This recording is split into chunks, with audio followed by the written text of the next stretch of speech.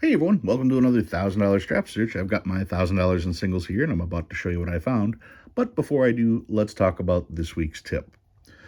Now, I tell you all the time to buy a note is when you see it, especially with notes that you may not see very often. You may spot a note and think, oh, I'll just pick it up next week, and that note will be long gone. And it may take you years to find it in that condition for that price, and you'll be kicking yourself the whole time. So, the best thing to do is buy the note when you see it. You have your entire life to upgrade. And that's a pretty big key. There are hopefully will always be newer collectors as long as people like me are out there making more videos trying to attract more people to the hobby, which means the demand should always be there. So even if you have a lesser condition note, that doesn't mean that you will be the last person to ever get it. And who knows, if you've held the note long enough, you may even show a profit when you sell it. But yeah, that's the whole point of this hobby, is to get a note, have it as part of your collection, and then eventually you're going to fill all the holes, right? Eventually you're going to have one of everything that you want. And at that point, you're not done because you can always find a better version. So when it comes to upgrading notes or when it comes to buying notes that are in a little bit lesser condition, that's okay. Because, like I said, you have your entire life to upgrade the note. All right. What did I find this week? Here's my 1,000 in singles. Let's get these out of the way. I've found a Where's George note. I've seen this stamp many times. I don't think I can I'm going to log it, but I don't think it registers it as me logging it to that particular person anymore because you're only allowed to do 20 notes, I think, per person. Either way, I found it. I will log it. I will spend it. That'll make him happy. What do I got here? Got a trinary, 5, 7s, and 9s. No additional value on trinaries. They're just fun. Always looking to pair up notes. This one is 2s, 4s, and 6s. And, yep, 2s, 4s, and 6s. 1s, 5s, and 8s on this one. 1s, 5s, and 8s on this one. And when I was going through these, I was double checking to see how close they were. And I got 1, 1, 1, 5, 1, and then this one's 5, 5, 8, where this one's 8, 1, 1. So yeah, they looked close, but nope, no pair. 0s, 1s, and 4s on this one. Was this the one? No, that wasn't the one. This one is quad 6s. Quads also have no additional value. And just to prove that, the best number you could have quadded up would be 0. The best position to have those quad zeros would be the starting position, 0, 0, 0, 0. And even then, people will scream, oh, that's a low number. No, it's not. You need 5 zeros for it to be a low number, which means when you have 4 zeros starting off, it has no additional value. If starting a note with 4 zeros isn't worth anything, then having 4 digits in a row anywhere in that position obviously isn't worth anything. So don't fall for that. Anyway, quad 7s, quad 8s. I save quads just like I save trinaries, hoping to pair serial numbers. So that's the quad 8s. And then this one has 1, 2, 3, 4, 5 zeros. 6 zeros or 6 of any digit, and now you're starting to find stuff that's a little bit rare, but this one's just 5 of a kind. Some stars, 2017A, another 2017A, 2017A, 2017, another 2017, 2017 on an I note with a couple zeros to start with. That's kind of fun. Some older notes, 2003A, another 2003A, and another rough shape on all of these 2003s, so they're all going to go back. But I pull them just so you can see how many you can find out of 1,000 notes. Another 2003A, and another, you find a lot of these. There's 2003, not quite as many of these found. There's a second one, 1999, pretty rough shape on that one. 99 as well. 1995, not a web note. Another 95, not a web note. 1993, 1988A with an X. Some people go nuts over that X. They made it to Y, and the Y notes aren't worth anything, so the X notes wouldn't be worth anything either. Another 1988A, and the oldest note I found, this one is from 1985. So that's what I found this week. What did I pull out? Well, I managed to upgrade a note. In fact, I upgraded this one a few months ago, but this particular note has just been sitting in the pile and I haven't had a chance to do a video on it, even though I've already sold the note it upgraded. What do I have? This is a 1917 $1 legal tender, and you can look at the top, see series of 1917. Now, is it in the greatest condition? No. But you know something? It was in better shape than the one I had, and I know that because I compared the two to myself and ended up selling the other one.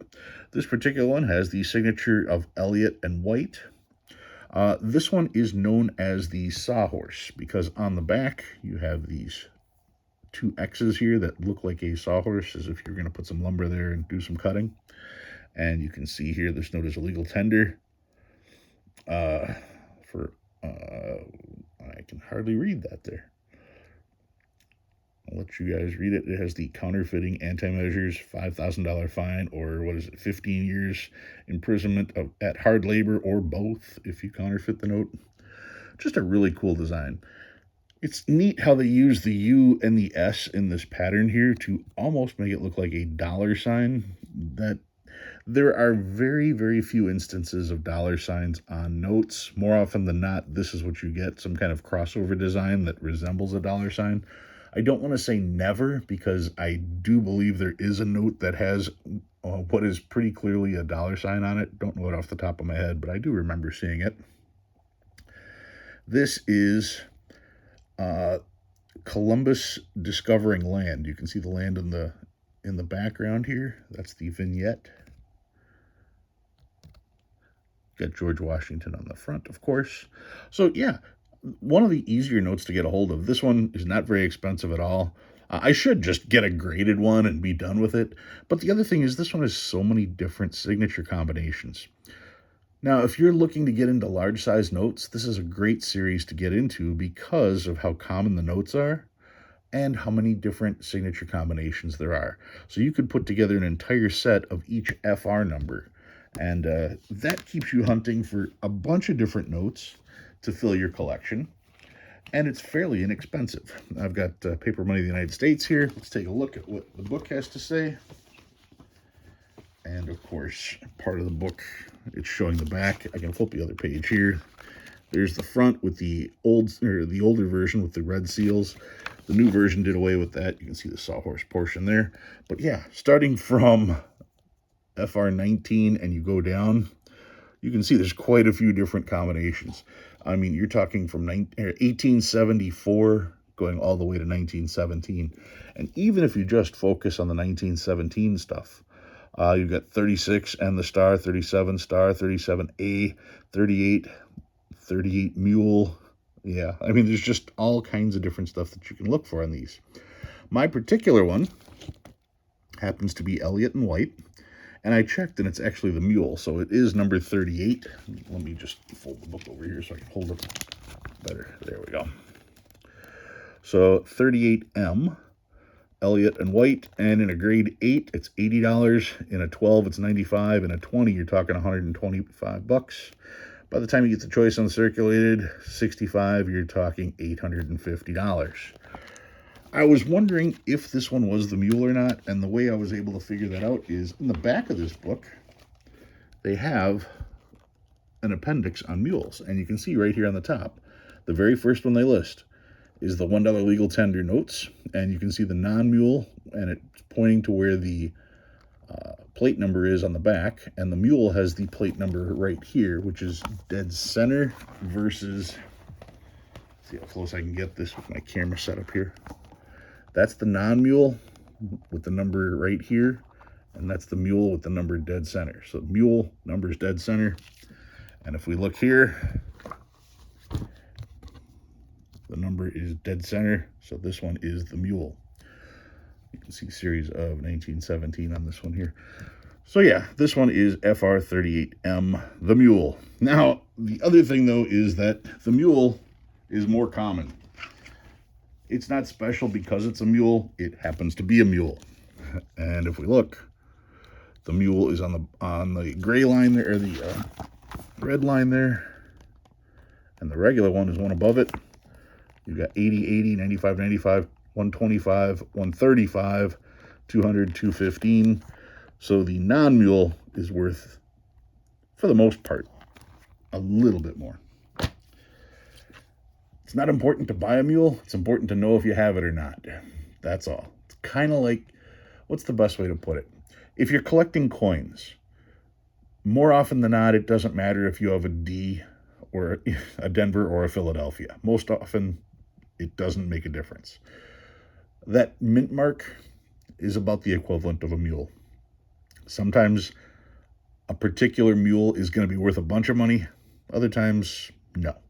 Kind of like the difference, like I said, from Denver to Philly when it comes to coins. All right, so that's what I've got for you guys this week. If you learn anything new, go ahead and hit that like button. If you like what you see and you want to see more, please subscribe. Love reading all your comments. Guys, thanks for watching. I'll see you next time.